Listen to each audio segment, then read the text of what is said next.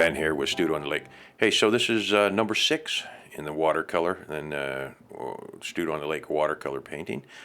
You need to reference Jordy's kit for the colors, and it's just simple colors, Roy G. Biv, colors of the rainbow, like you learned as a kid. So here's the one on the left is the one we're doing today. I just threw the snowman in there. I'm trying to find some footage.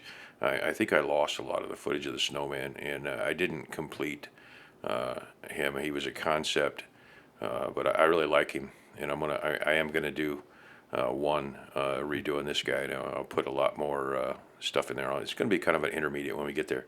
But here's a beginner, and we're about done with Christmas cards. Anything you want on there? And the reference for him is moving forward.